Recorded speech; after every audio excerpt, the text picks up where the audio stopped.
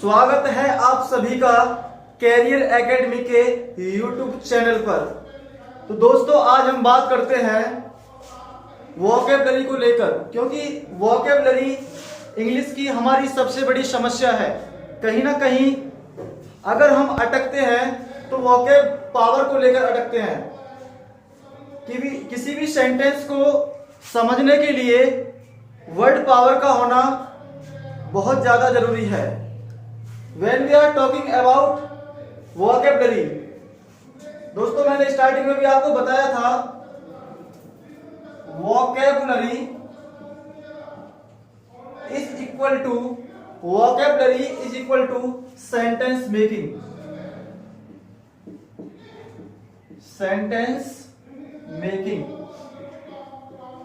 Vocabulary is equal to sentence making.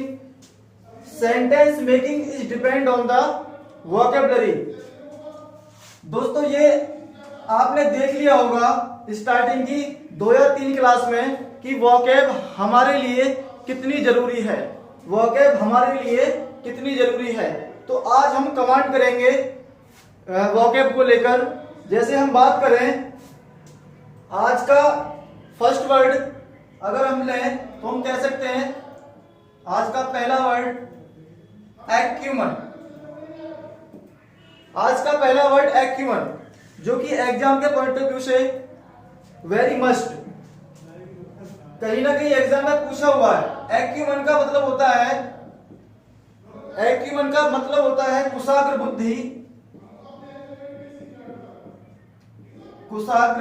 बुद्धि। इसी से रिलेटेड और अगर हम वर्ड लें तो हम कह सकते हैं परसेप्शन। ऐसे एक वर्ड आता है सैगेसिटी।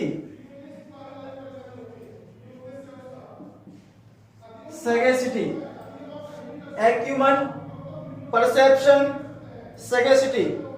देखो दोस्तों आपको 4 काम ये करते चलना है: सुनना, बोलना, पढ़ना और लिखना। ये चारों काम आपको कंटिन्यू रखने हैं। जैसे हम बात कर रहे हैं एक्यूमन, परसेप्शन, सैगेसिटी, या हम कह सकते हैं इंटीग्रिटी।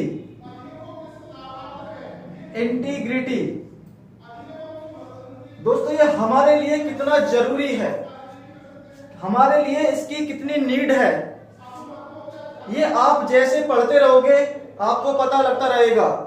क्योंकि इस चीज को ऐसे ही फालतू में छोड़ दिया जाता है और आपको फर्रे पकड़ा दिए जाते हैं, कह दिया जाता है कि इसको लर्न कर लेना, बट ऐसा नहीं है।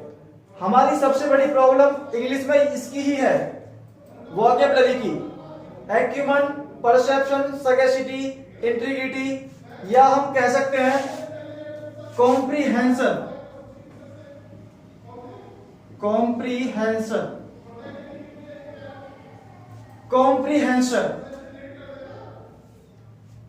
अगर आप कहना चाहो तो आप कह सकते हो रूडिमेंट्स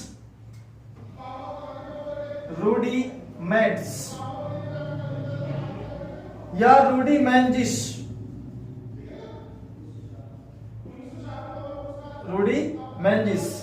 एक्स्ट्रा अन्य वर्ड और भी हो सकते हैं। Acumen, perception, sagacity, integrity, comprehension, rudiments, rudiments. दोस्तों सुनना, बोलना, पढ़ना, लिखना, जब तक ये चारों काम आप नहीं करोगे तो आपकी वोकैब पावर अच्छी नहीं होने वाली। और जैसे ही आपके कानों में कोई नया वर्ड पड़ा उसको आप किसी ना किसी सेंटेंस में इस्तेमाल करने की कोशिश करें, क्योंकि अगर कोई नया वर्ड आपके कानों में पड़ा उसको आपने सेंटेंस में इस्तेमाल किया तो आपकी कॉम्प्रीहेंशन पावर डेवलप होगी। जैसे हम बात करें एक्यूमन, अगर इससे रिलेटेड और भी वर्ड आप लेना चाहो तो ले सकते हो। जैसे आप एक कॉमन सा वर्ड जानते हो, नॉलेज, इंटेलिजेंस, इंटेलिजेंस। अगर हम सेंटेंस लेना चाहें तो ले सकते हैं। जैसे सेंटेंस है the modus operandi of Amit Saha, the modus operandi of Amit Saha, Amit Saha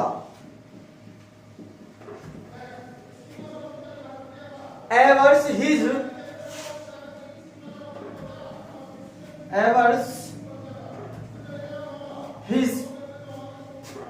blank. दोस्तों ये ब्लैंक आप कब फिल कर पाओगे? जब आपको इसका मतलब पता होगा। जैसे हम बात करें यहां पर modus operandi, modus operandi, modus operandi का मीन होता है कार्य प्रणाली, कार्य प्रणाली। तो जो अमित शाह की कार्य प्रणाली है वो कैसी है? वो नॉलेजेबल है, एक्यूवन है, परसेप्शन है, सगेसिटी है, इंटीग्रिटी है, कॉम्प्रिहेंशन है, कॉम्प्रिहेंटिव है, रूडिमेंटिस है, रूडिमेंट्स है, एंड सो ऑन। किसी भी वर्ड को आप यहां पर फिल कर सकते हो। It is related to the sentence. अगर हम लेना चाहें तो आप कह सकते हो क्या? एक्यूवन। दोस्तों वोकैब को मजबूत करने के लिए कोई ना कोई बहाना ढूंढो। सेंटेंस को आपने पढ़ा, आपको खाली जगह दिखाई दी, आपको खाली जगह दिखाई दी, तो एक साथ से आपका माइंड क्लिक करेगा कि यहां क्या आना चाहिए, यहां पर कौन सा वर्ड में फिल करूं जो ये सेंटेंस पूरा हो जाए। तो एक बार इन वर्ड्स को देखने का आपको बहाना मिलेगा, जिसके कारण आप एक बार इन वर्ड्स को देख पाओगे, बोल पाओगे और लिख पाओगे।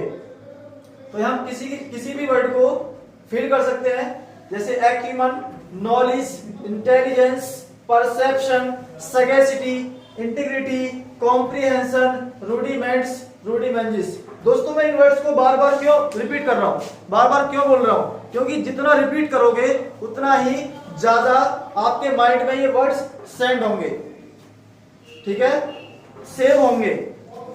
तो आपको बार बार बोलना है, पढ़ना है, लिखना है।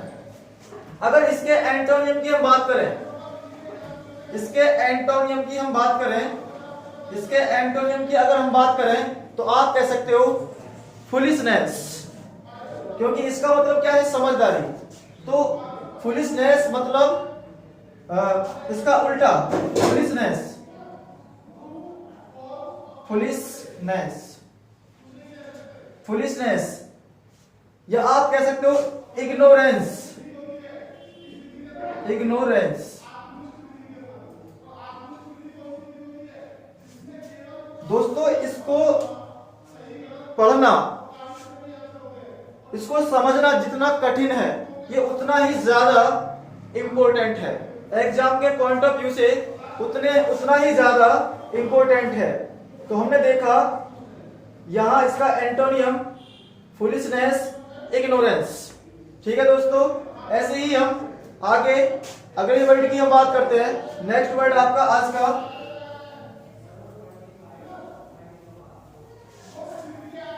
का आपका नेक्स्ट वर्ड है,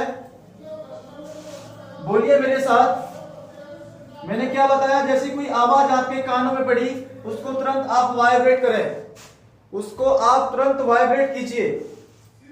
दोस्तों ये कोई जरूरी नहीं कि हर एक वर्ड का एक एंटोनियम हो, हर एक वर्ड का एक एंटोनियम हो। जैसे अगर हम कहें ऑटोप्सी, ऑटोप्सी, ऑटोप्सी का मतलब होता है शव परीक्षण, शव परीक्षण। ऑटोप्सी का मीन होता है शव परीक्षण। अगर हम कहना चाहें तो एक और वर्ड हम कह सकते हैं, जैसे investigation, investigation, investigation. that is known as constructive meaning of the English language, that is known as synonym. इसी का अपोजिट होता है एंटोनियम. ऑटोप्सी, इन्वेस्टिगेशन, आप कह सकते हो very important, inquest, autopsy, investigation, inquest. एक और वर्ड इसके लिए आता है विविसेक्शन.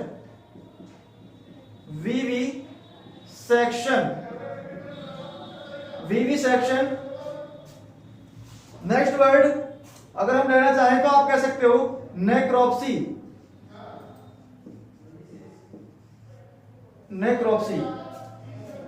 जैसे दोस्तों यहां पर ऑटोप्सी का मतलब होता है शव परीक्षण. देखिए जैसे हम किसी भी कंपार्टमेंट को चेंज करते हैं, किसी भी सिस्टम की हम बात करें, किसी भी क्राइटेरिया की हम बात करते हैं, तो जैसे आपका एक कदम से दूसरा कदम रखा जाता है तो वहां कहीं ना कहीं बात वही होती है जो हम सोच रहे होते हैं, लेकिन वहां वहां जो हम वर्ड यूज कर रहे हैं वो वर्ड चेंज हो जाता है, वो वर्ड बदल जाता है. ठीक है, जैसे हम यहां बात कर रहे हैं ऑटोप्सी, तो ऑटोप्सी एक ऐसा वर्ड है जिसका अपने आप में कोई एंटोनियम नहीं हो सकता, क्योंकि ऑटोप्सी का मतलब ही क्या है? शव परीक्षण. किसी मरे हुए इंसान को जिंदा करना संभव नहीं है, इट्स नॉट पॉसिबल. ठीक है, तो इसलिए हम इसका एंटोनियम नहीं निकाल सकते. अगर इसके लिए आप सेंटेंस लेना चाहो तो आप ले सकते हो. जैसे अगर हम बात करें लाल बहादुर शास्त्री, दोस्तों सेंटेंस भी कुछ उस स्तर के लीजिए ताकि लगे कि आप एक एग्जाम के पॉइंट ऑफ व्यू से बातों को सीख रहे हो और आपकी कैपेबिलिटी उस तरीके की मैनेज होकर चल रही है. ठीक है ना, आप अपने माइंड को उस तरीके से इंफॉर्म कर रहे हैं कि वाकई में हाँ हम कंपटीशन में बैठे हैं. अगर हम बात करें ऑटोप्सी, तो इसके लिए हम सेंटेंस लें. जैसे हम बात करें लाल बहादुर शास्त्री जो कि आपके दूसरे नंबर के कार्यवाहक प्रधानमंत्री, उनकी जैसे ही मृत्यु हो जाती है तो उनकी ऑटोप्सी तक नहीं होती. तो ये हमारे लिए क्या है? हमारे इंडिया के लिए वो बात क्या है? अपमानजनक बात है. तो उसको हम क्या कहेंगे? डिस्पैरेजिंग. क्या कहेंगे? डिस्पैरेजिंग. तो हम सेंटेंस ले सकते हैं it is very disparaging. It is very disparaging. Disparaging का मतलब क्या होता है? अपमानजनक.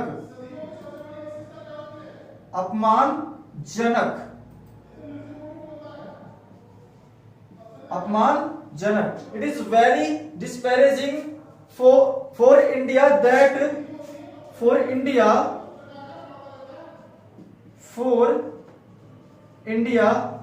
that आगे क्या आना चाहिए?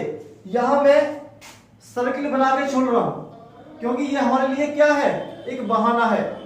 जैसे आप खाली जगह देखोगे तो आपका माइंड क्लिक करेगा कि अरे यहां पर क्या आना चाहिए, तो आपकी एक बार नजर उन वर्ड्स पर जाएगी जो हमारे लिए क्या है? बहुत ही ज्यादा इंपॉर्टेंट है.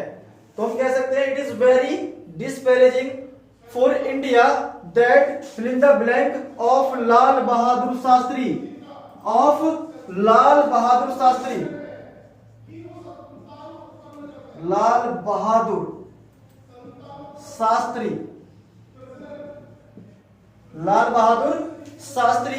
was not done.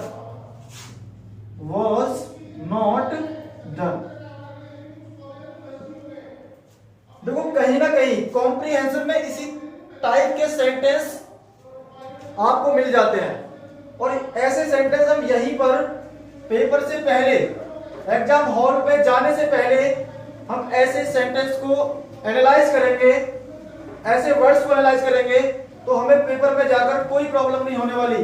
It is very disparaging for India that, आप यहां पर किसी वर्ड को फिल कर सकते हो. Autopsy, investigation, inquest, vivisection, necropsy. जैसे हम बात करें इन्वेस्टिगेशन, ये भी क्या है? जांच पड़ताल. जैसे आपके आसपास इलाके में आईबी आ जाती है, इंटेलिजेंस ब्यूरो, तो वो क्या करती है, उस इलाके का, वहां के एरिया का क्या करती है, इन्वेस्टिगेशन करती है, ठीक है ना। तो वहां हम क्या यूज कर रहे हैं, इन्वेस्टिगेशन यूज कर रहे हैं। लेकिन इन्वेस्टिगेशन का मतलब भी कहीं ना कहीं क्या है, जांच पड़ताल से है, परीक्षण से है। तो परीक्षण किसी भी टाइप का है तो परीक्षण ही। तो आप किसी वर्ड को यहां पर फिल कर सकते हो, क्योंकि कंसेप्चुअली होता है, जो सिनोनिम होता है वो क्या होता है, कंसेप्चुअली होता है। तो इसका कोई एंटोनियम नहीं हो सकता, ठीक है। It is very disparaging for India that autopsy of Lal Bahadur Shastri was not done. बार बार पढ़ने से आपकी कॉम्प्रिहेंशन, आपकी स्पीकिंग, आपके वर्ड्स फ्लो मेंटेन होंगे, डेवलप होंगे। आपकी डेवलपिंग पावर उतनी ही ज्यादा एक्सटेंड करेगी। इसलिए बार बार बोले, पढ़ें, लिखें। दोस्तों आशा करता हूं आपके बात समझ में आ रही होगी। एक बार अगर आपको वीडियो पसंद आ रही है तो एक बार बेल आइकन को दबाएं, वीडियो को लाइक करें, शेयर करें। दोस्तों आगे नेक्स्ट वर्ड की हम बात करते हैं। तो आज का थर्ड वर्ड हमने फर्स्ट देखा। फर्स्ट क्या था हमारा, एक्यूमन। फर्स्ट वर्ड आपका एक्यूमन। सेकंड वर्ड आपने देखा ऑटोप्सी। अगर आज के थर्ड वर्ड की हम बात करें तो आज का आपका थर्ड वर्ड है, बोलिए मेरे साथ, बेलिकोज। क्या है, बेलिकोज। दोस्तों इसको बेलिकोज भी आप बोल सकते हो, बेलिकोज भी आप बोल सकते हो। डिफरेंस होता है अमेरिकन और ब्रिटिश का।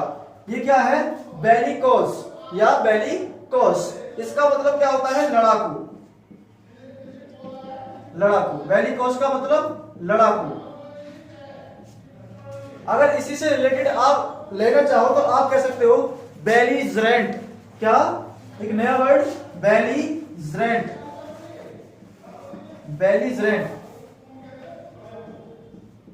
इसके लिए एक वर्ड और आता है, आप कह सकते हो एग्रेसिव।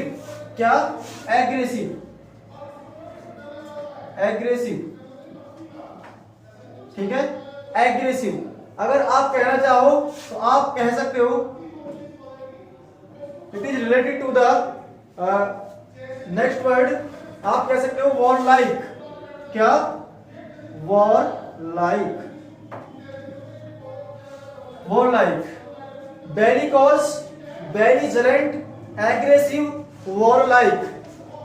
अगर इसके एंटोनियम की आप बात करें तो इसका एंटोनियम आप क्या कह सकते हो, कोई इंसान लड़ाकू है, इसका उल्टा क्या होगा, फ्रेंडली। ठीक है, इसका उल्टा क्या हो जाएगा, फ्रेंडली।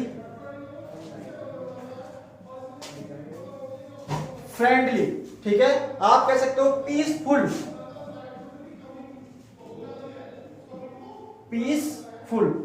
आप कहना चाहो तो आप कह सकते हो, एक वर्ड आता है काम का मतलब बहुत ज्यादा शांत।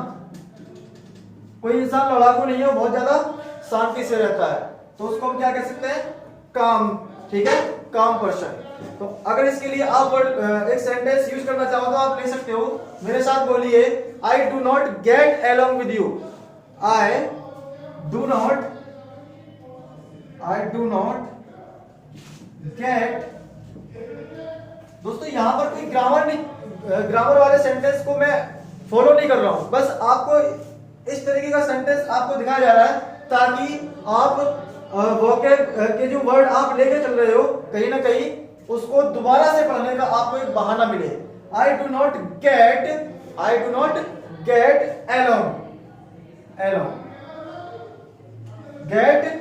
along with my fill in the blank। I do not get along with my neighbor।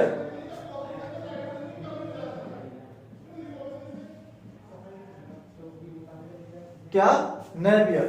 ठीक है, नेबर का मतलब क्या होता है, पड़ोसी।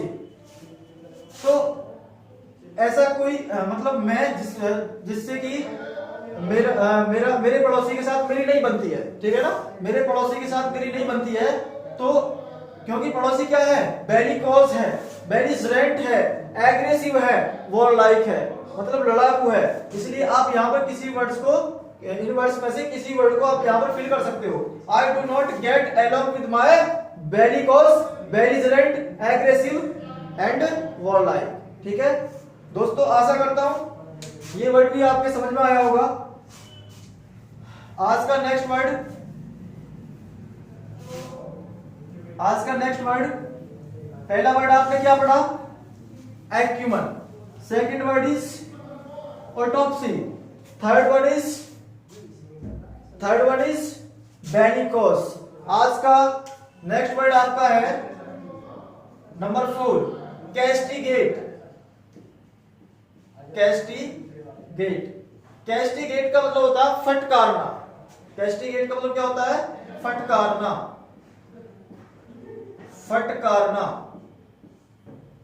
कैस्टिगेट, फटकारना, ठीक है ना, फटकारना, किसी को क्रिटिसाइज कर देना,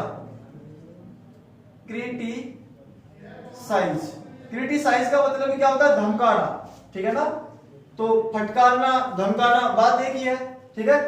कैस्टिगेट, क्रिटिसाइज, आप कहना चाहो तो इट्स वेरी इंपोर्टेंट वर्ड, हम कह सकते हैं कंडेम, ठीक है ना, क्रिटिसाइज करना, कंडेम करना। दोस्तों कहीं ना कहीं इन्हीं वर्ड्स में से वो वर्ड्स होते हैं जब आपसे स्पेलिंग पूरी करने के लिए वो आपसे पूछ लेता है। कैस्टिगेट, क्रिटिसाइज, कंडेम, आप कह सकते हो डिनाउंस। क्या, डिनाउंस, स्लेम, ठीक है। देखो कहीं ना कहीं एग्जाम में कहीं ना कहीं वर्ड पूछे हुए हैं, कैस्टिगेट फटकारना, क्रिटिसाइज कर देना, कंडेम कर देना, डिनाउंस कर देना या स्लेम, ठीक है। अगर इसके उल्टे की हम बात करें, इसके एंटोनिम की हम बात करें, तो आप कह सकते हो कमेंट। क्या, कमेंट करना, एक्सटॉल कर देना, प्रेज कर देना, ठीक है, प्रेज या एक्सटॉल। एक्सटॉल आपका बहुत ही इंपॉर्टेंट वर्ड है, कई बार रिपीट हुआ है, एक्सटॉल, ठीक है। कैस्टिगेट यानी फटकारना, क्रिटिसाइज कर देना, कंडेम कर देना, डिनाउंस कर देना या स्लेम, ठीक है। इसके उल्टे की हम बात करें, कमेंट, प्रेज, एक्सटॉल, ठीक है ना। आप किसी वर्ड को यहां पर फिल कर सकते हो। दोस्तों आशा करता हूं आपकी बात समझ में आ रही होगी। अगर इसके लिए आप सेंटेंस लेना चाहो तो आप सेंटेंस ले सकते हो, जैसे मेरे साथ बोलिए, अरविंद केजरीवाल हैज बीन, अरविंद केजरीवाल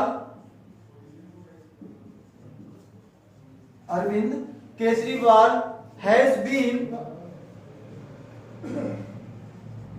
दोस्तों सेंटेंस के स्तर को भी देखें, Arvind Kejriwal has been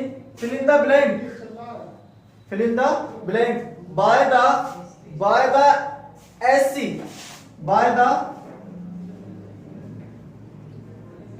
SC का मतलब यहां पर सुप्रीम कोर्ट से है।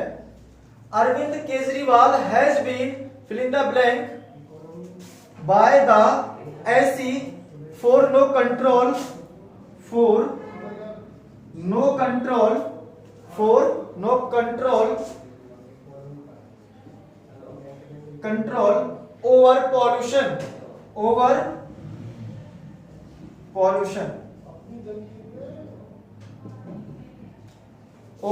pollution,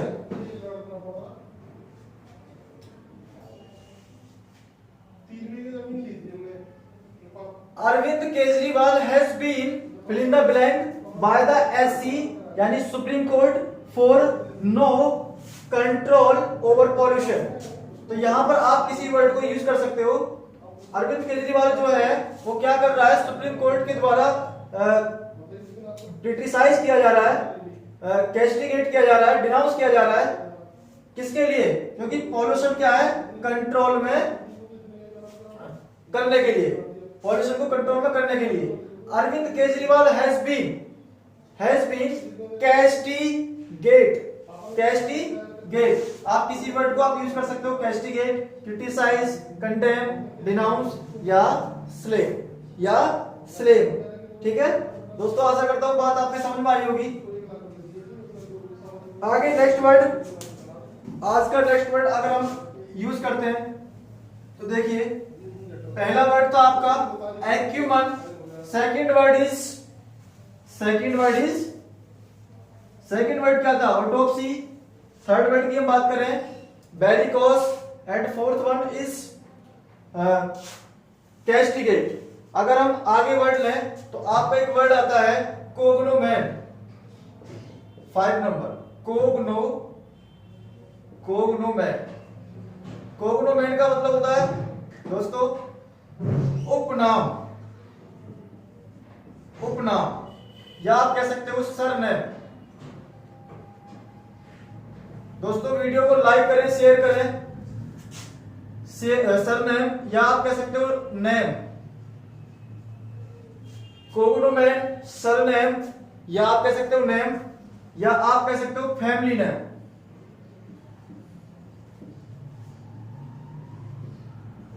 फैमिली नेम, ठीक है। जैसे हम बात करें उपनाम की तो इसका कोई एंटोनियम नहीं हो सकता, इसका एंटोनियम नहीं है, ठीक है। इसी से रिलेटेड अगर आप लेना चाहो एक सेंटेंस, मेरे साथ बोलिए, बिफोर मैरिज,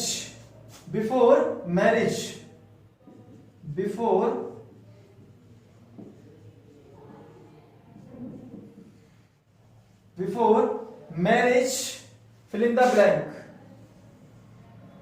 आपने देखा होगा दोस्तों, शादी से पहले हमारा नाम कुछ और होता है, शादी के बाद हम अपने नाम को कुछ और कर देते हैं, ठीक है। तो उसी को हम कहते हैं उपनाम, किसी और नाम से पुकारना, दैट इज नोन एज कोग्नोमैन या सरनेम, नेम, फैमिली नेम, ठीक है। तो सेंटेंस हम इसके लिए ले रहे हैं, before marriage fill in the blank is matched,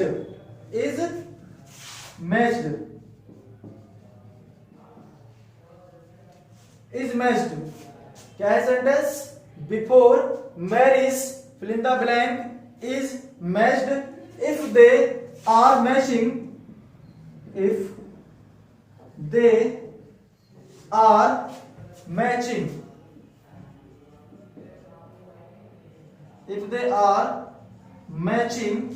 before marriage fill in the blank is matched if they are matching,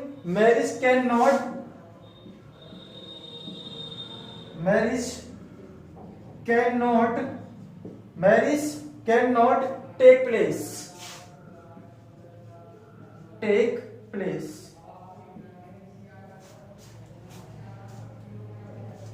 before marriage is matched if they are matching, marriage cannot take place। तो आप किसी word को यहां पर आप use कर सकते हो, शादी से पहले, मैरिज से पहले जो आपका नाम था, ठीक है ना, उसको आप क्या कहोगे, कोग्नोमैन या सरनेम, नेम, फैमिली नेम। किसी वर्ड से आपको पुकारा जाता है शादी से पहले, शादी के बाद, उसी को क्या कहते हैं, कोग्नोमैन कहते हैं। तो यहां पर आप किसी वर्ड को फिल कर सकते हो, cognomen, surname, name, family name, ठीक है। Before marriage cognomen is cognomen, before marriage cognomen is matched if they are matching, marriage can not take place. दोस्तों आशा करता हूं आपके बात समझ में आई होगी। तो किस तरीके से आपको वोकैब पर कमांड पानी है, कमांड बनानी है, किस तरीके से वोकैब को कंट्रोल में लेके आना है, सुनना, बोलना, पढ़ना, लिखना, ये चारों काम आपके फ्लो में होंगे, तभी आपकी वोकैब पावर डेवलप हो पाएगी। Thanks to all of you. Video को लाइक करें, शेयर करें, थैंक्स।